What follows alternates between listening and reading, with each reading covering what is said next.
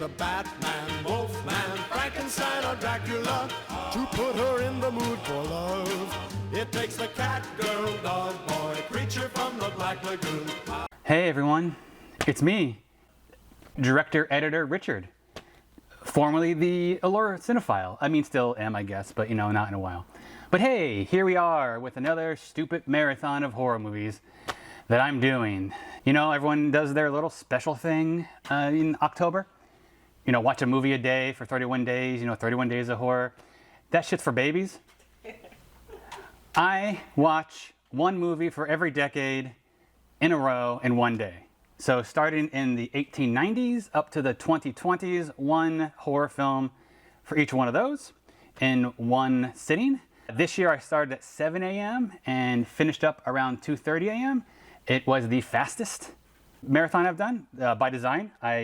This year I programmed nothing longer than an hour and a half, which worked out splendidly. So here we go, right? Starting off with 1895, The Execution of Mary, Queen of Scots. I think the title kind of spoils it a little bit. It is a short film that is the recreation of the execution of Mary, Queen of Scots. This is done by the Edison Film Company. Thomas Edison, you know, had his own little film deal going on there for a while. And he had this weird fascination for doing executions. This is not the only execution recreation that the Edison Company's done. And they actually tried to get permission to do, of the time, live executions, get permission to film them, which they were always denied, and then they did recreations. Thomas Edison filmed for public consumption the electrocution of an elephant. Oh. For real. You could find that film if you want. This is not that. This is just the dramatization, execution of Mary, Queen of Scots, and the time it took me to explain all that is longer than this film. It's 22 seconds long. In fact, here it is.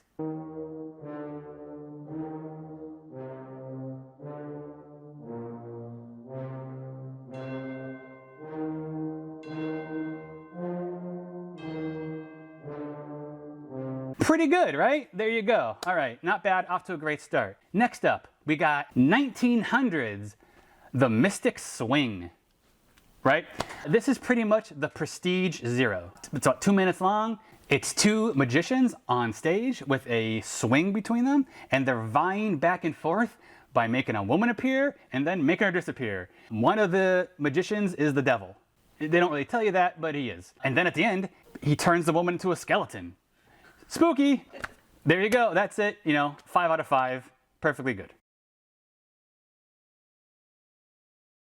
Next up, we're revisiting the Edison Company in 1910's Frankenstein.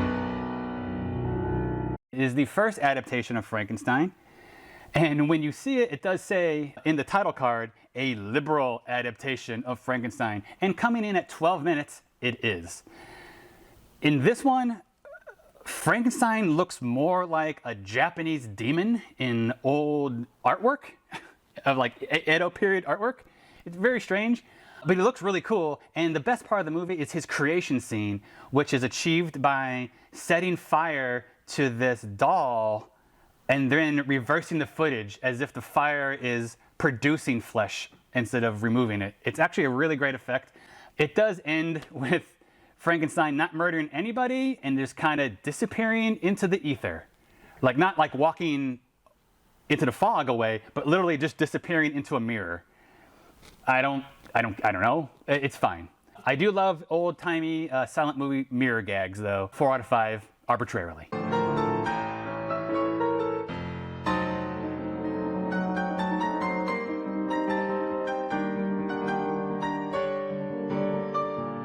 Next up, 1921's The Haunted Castle. This is the first feature-length movie of the series. This is about an hour and 20 minutes. It is a Murnau film, great silent German director. This movie is about a very wealthy man in a hunting estate is having a party, a big hunting gathering, but it's real rainy and shitty, so everyone's just stuck inside, and everyone's invited except the shitty count.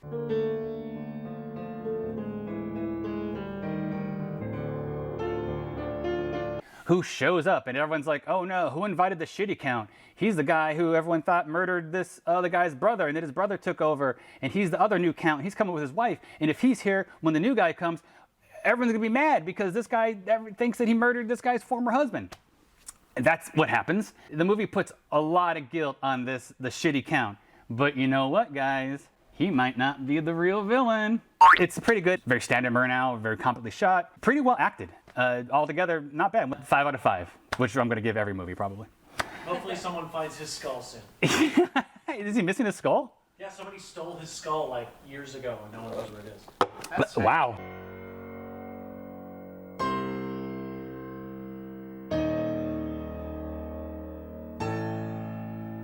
Next up, 1934's the unfortunate Chloe's Love is Calling. This is one of the most racist movies I've ever seen, and not just racist because of its time, but just fucking racist, just real shitty. It takes place in the post-Civil War South. A young white woman is living in the swamp with her black mother, and her black mother is trying to convince her, "You're my child. You're black in your blood, you is." That's, fine. But the movie frames it, and so she's shamed to be this white person who has to live amongst these black people. And she hates it, and she wants to date the white guys, but she's constantly told that they won't like her. Yeah, he'd have you all right. But he wouldn't marry you. Listen, Chloe. As long as there's a drop of black blood in your veins, you won't be allowed to forget it. But it turns out that maybe there was a little switcheroo with babies, and maybe her actual family is the very wealthy, ex-plantation owning white family, headed by a colonel, even. And so what starts as a movie that you think is going to turn out to be a voodoo revenge on this plantation-owning family. That's what I'm gonna do to you for killing my fam. This is what I'm gonna beat you with. It actually is just a shitty melodrama about a woman realizing she's white and is saved by the fact that she actually isn't black. And all the African Americans in the movie are portrayed as either rapists or voodoo savages. It's pretty gross. I do not recommend it. Worst film of the series.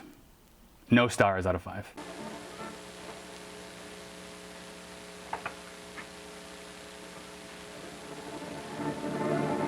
Oh, also in it, if you read the comments, they all echo what I just said about it, but no one is mad about it for another reason that is equally bad, is they bludgeoned a real snake to death.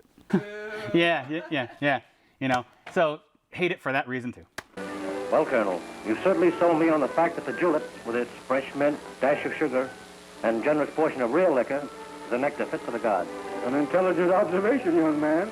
Next up, 1942, Dr. Renault's Secret.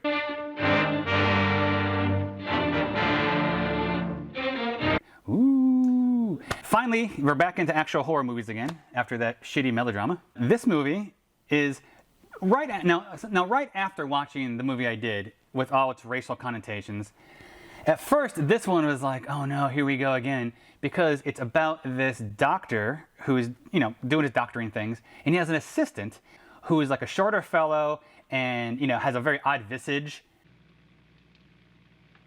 How long have you been Dr. Renault's handyman? Noel. Oh. Have you been with Dr. Renault very long? Yes, sir. Long time. And so something is up. This is the secret. Who is this guy? He's acting like not quite human. He's very stilted in his his movements and his delivery. You say bad things about Mademoiselle. Wait a minute. Take it easy, pal. What's the matter? Can't you take a joke? He didn't mean a thing, Noel. He was just kidding. Kidding? Joking. So what's going on here? Well, the Island of Lost Souls is what's going on here. What turns out, Dr. Renault's secret is he took a real chimpanzee and turned him into this humanoid fellow as part of his experiments. He's played actually incredibly well, and he has a lot of heart, and you kind of feel for him. So it's actually a really good story. Are your wrists still hurting you?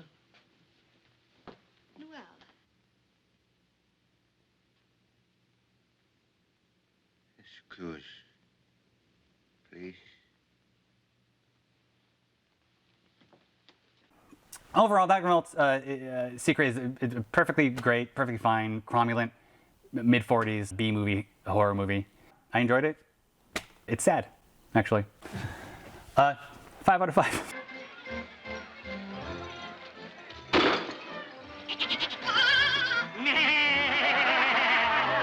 1959's The Beast from Haunted Cave.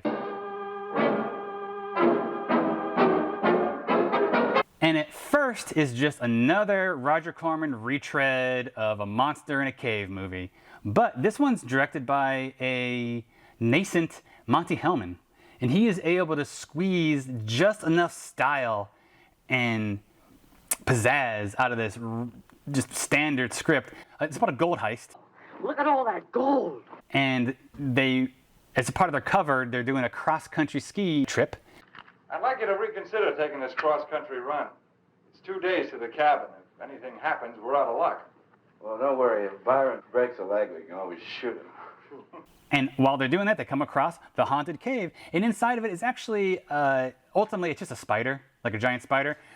So it's not anything special. But in this case, they do kind of mock it up a bit, so it kind of looks like an alien or some sort of like creepy creature. But it was obviously formerly just a giant spider, and it still just does webs. It just webs people. So there's nothing really crazy there. It's like I said, it's a very standard Roger Corman script. And it's the little things. It's these little things that Monty Hellman does. Is there's two of the main heisters, two of the main people that are doing the heist, is this, they're not a couple, but it's a man and a woman. They're playing a couple in this town. But they're both named as Charlie. Where are you going, Charles? For a walk, Charles.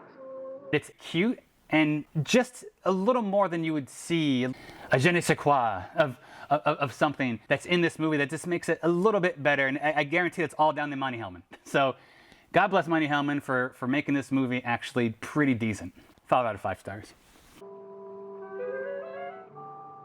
Strong-looking woman, that small dove.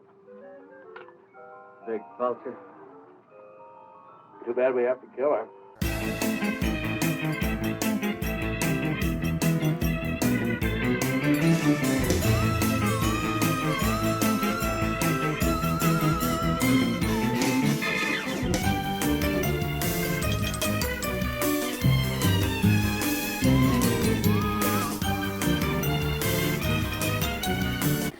Next up is 1962's Night Creatures.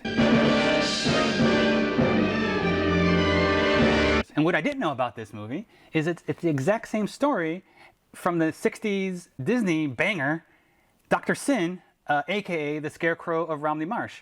From the marsh to the coast like a demon ghost, he'd show his face, then hide, and he'd laugh till he... Same story, which is great. And this is, I don't know if this one's better, but it's definitely a little more spicier because it's a Hammer film. And it's got Peter Cushing, Oliver Reed, and a real sexy Yvonne Romaine. Well, have you all done staring? If you're unfamiliar with the story, it is the story of a pirate captain who is dead and buried in this small village. Squire, I should like... Your man has been telling me you chased this fella halfway around the world. Huh? Captain Clarke, sir. Captain Clarke. Ah, so this is where the rascal ended up, huh? And the village has a secret. There's spooky stories of these phantoms that are in the marshes around them. And so don't go venturing into those marshes.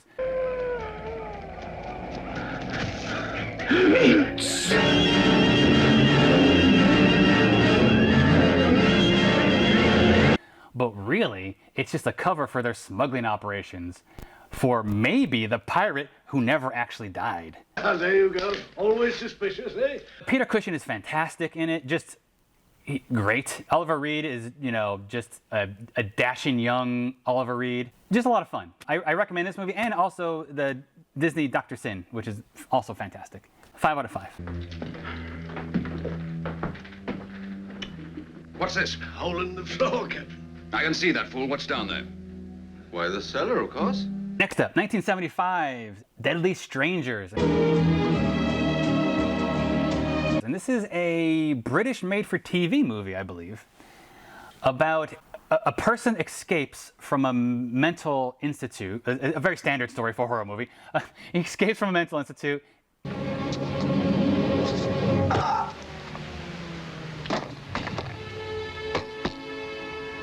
starts a little murder rampage. This takes us to a bar where a young woman, she's hitchhiking, well, first of all, a young woman's in this bar, and she's kind of like helped out by this guy. Later on, he sees her and gives her a ride. And so the rest of the movie is their ride together. There are other ways of getting killed, you know? You can drown or die of pneumonia. Come on, get in. And sort of what this movie's trying to do is you don't know which one of these people in this car is the killer. Because you never see the person doing the killing and you never see the person who escapes. So, and both of them, the movie, almost to a parody level of amount of times it does this, it does that zoom in, slow zoom into someone while it fades to a Vaseline lensed memory. I mean, everyone you meet's got some problem, haven't they? Oh? What's yours? Be all right in here. Let's lock the door, just in case. And it does this so many times that I just started laughing at how many times it happened. But it does it for both characters to show both of their pasts that are like are scarred. So both of them are coming from some sort of pain in the past, and so you don't know which one of those has fruitioned into their murder spree. It's pretty good. It's again, it's a TV movie, so it's a little slow. There isn't like a lot of blood, a little bit, but I enjoyed it for what it was. 5 out of 5 stars. May I be allowed both the pleasure and the privilege of offering you a ride in this magnificent motor vehicle of mine? Oh, I hasten to assure you that my offer is made with the very best of intentions. In fact, I would even go so far as to say that you should feel highly honored, perhaps even flattered. Next up, the wonderful 1986 Polonia Brothers Hallucinations. If you're unfamiliar with the Polonia Brothers, they are pioneers of the shot-on-video era of horror movies from the early 80s onward. People who basically made movies with consumer-grade VHS equipment. And the Polonia Brothers were there from the get-go. Hallucinations is one of their first ones, and it's just a vehicle for them to do gross stuff. It's just about 3 guys who are hanging, 3 kids. The Polonia Brothers are twins, so it's both of them, and their friend, hanging out in the house while the parents are away. Mark mentioned something about some guy down the road. Yeah, your brother mentioned something about it downstairs earlier. Kid's an asshole sometimes. Individually, they start getting these hallucinations, which then turn into a little vignette of gross out stuff they can do. Puking up guts, cutting off things, just anything that they could have appendages and blood and gore for fun. It's great.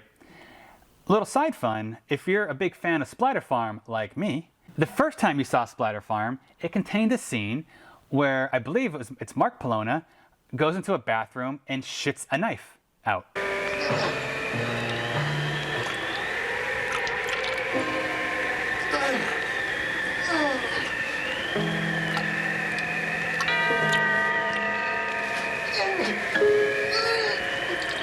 With all the blood and gore that comes with that. In Splatter Farm, it's under the aspect of a dream he has. And he wakes up and he's like, oh, fuck. And then you're back in the Splatter Farm. What I didn't know is that scene is actually from Hallucinations. And I'm sure he just added it to Splatter Farm just to pad out the length of Splatter Farm. If you go online now or go to a store and you buy the newer version of Splatter Farm, that scene is not in there. You want to find the original shitty version of Splatter Farm. It's fine. I mean, if that's the only way you can see Splatter Farm, great, see it. But if you could find the really early kind of like bootleggy release of it, that's the way to go. And Splatter Farm isn't even a movie I saw. The movie I watched is Hallucinations. But there isn't really a lot to talk about this because, like I said, it's just a bunch of interconnected vignettes. It's almost like an anthology, really, is what it is. And the wraparound story is these kids just in this house realizing that they're all hallucinating. 5 out of 5. Polonia Brothers forever. There is no damn monk. But there is. It's all in your head, you stupid idiot. Well, it must be in all of our heads. We're all having these hallucinations. 1991's The Curse 3, Blood Sacrifice. The Curse 3 is a part of a series of movies that have nothing to do with each other. The Curse 1 is a fantastic adaptation of The Color Out of Space, starring Will Wheaton and Clyde Atkins. It makes vegetables taste weird. There's nothing wrong with the water. The Curse 2 is a crazy-ass story about a guy whose arm is bit by a radioactive snake, and his arm turns into a snake, and then later on, he pukes up hundreds of snakes.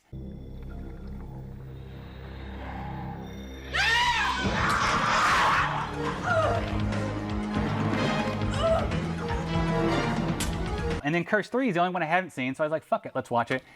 It is, unfortunately, the most boring of all of them. This one is another sort of like witch doctor-y story. White person interferes with the ceremony. No, stay. Why? I just want a quick look. It's a sacrifice, mourning for a death. A private thing. Not knowing better because they're white and it's not their culture and they interfere. Cindy just did what she thought was right. She didn't mean any harm. Well, she was wrong. And then that leads to revenge on them and their unborn child.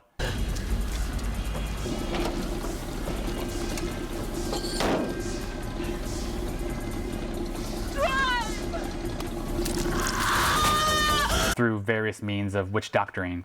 It's kind of bloody, but ultimately it's just very boring. And honestly, I don't even want to talk about it anymore because I hardly even watched it. I really zoned out on this one, and I can't really tell you much about it.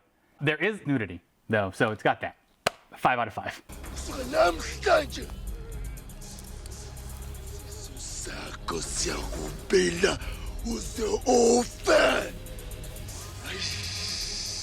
American! America! 2005's The Booth. And this is the best movie I watched in the entire series. Just a great, refreshing Japanese horror movie from the mid-2000s that doesn't suck at all. While I was watching this movie, I just kept thinking to myself, this is kind of like a mix of The Corn Dog Man and 1408. And if you haven't seen either of those movies, I highly recommend them. The titular booth is a radio booth, like where you would do a radio show from. You know, with like the engineers sitting outside the booth doing all the engineering stuff. And it's about a haunted radio booth, where in the beginning of the movie, someone kills themselves.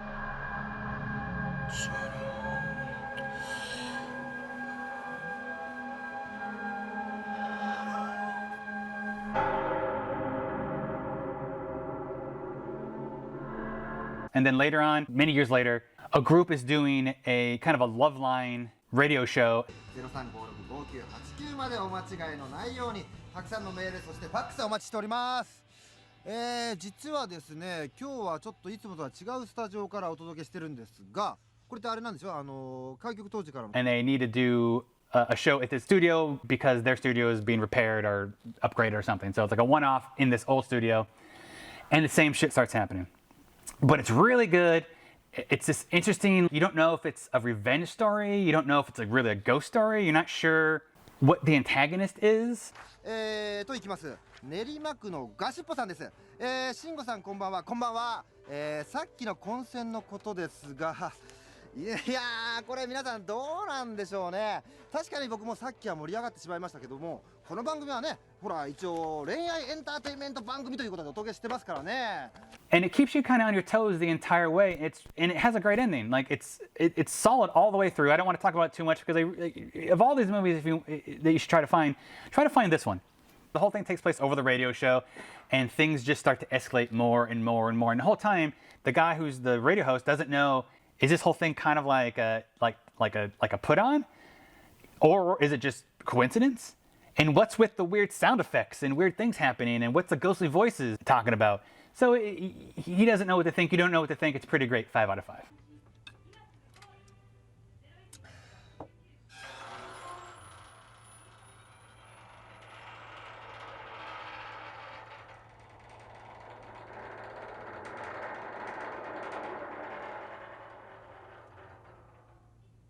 (2012's) Grave Encounters 2. Not as good as the first one, but I liked what they did with it. Grave Encounters is a spook show, you know. All right, everyone, if you're ready, it's time to have some grave encounters. We're gonna go to this haunted house and tape ourselves, and we'll sleep over, and crazy things might happen. The idea of the first movie is it's the last show of that team because they all disappeared, and only the tapes were found, kind of like Blair Witch style. So Grave Encounters 2 takes place in a world where that movie exists. So the storyline follows a bunch of ghost hunters filming a new reality TV show, which leads them to an abandoned mental hospital in the search of the unknown. Turns out to be a lot more realistic than they had hoped. They run into grave encounters. The effects are well done. The camera work is terrible. The only downfall with the film, and it's a big one, not a lot of scares. It's fucking scary. Some people think it might be real, and so a group of filmmakers decide to try to do an investigation and get locked in the same place and the same shit happens to them. But they also run into a guy who survived the first movie and is still living in this other dimensional, spooky, can't leave Hotel California mental asylum. You must know something. You've been in here for 9 years. An air duct, a fucking window, something! 9 months. 2 days, 11 hours. 9 months, 2 days, 11 hours. You think you've only been here for 9 months? You've been in here for 9 years, not 9 months. Do you understand? I really like the way it expanded the mythology. I enjoy when movies do that. So your mileage may vary, especially when it comes to found footage movies. Like most of them, again, do suck. I give them a little more breath since I do enjoy that genre. And this is a pretty good one. So if you'd like found footage movies at all, I recommend both these movies, part 1 and 2. 5 out of 5 stars. Oh, fuck. Finally, we come to 2020's Host.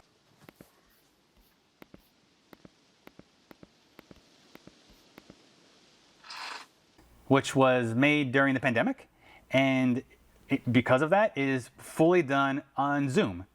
So the entire movie takes place with you watching a Zoom meeting that fluctuates between people, and they're doing a seance. You could figure out how that goes because there's a movie about it. And so a bunch of these girls get together and they're gonna do a seance, and they have the seance person kind of joins them and is like, hey, and I've never done this over Zoom before, but so we're all learning. It'll be new for all of us. And she warns them. So because we're doing this over Zoom, what it does mean is that we're slightly less protected than we might have been. So it's very important that you respect the spirits. And what does one fucker do? She disrespects the shit out of them. And then that leads to the rest of the movie. Haley! Fuck off, Gemma! Oh, sorry. Haley just can't have fun. That's you her could have taken it seriously like I asked you to. Oh, shut up! I'm so we're trying to have a nice night. Why do we have to do this tonight, guys? I'm not really just you know what, Gemma?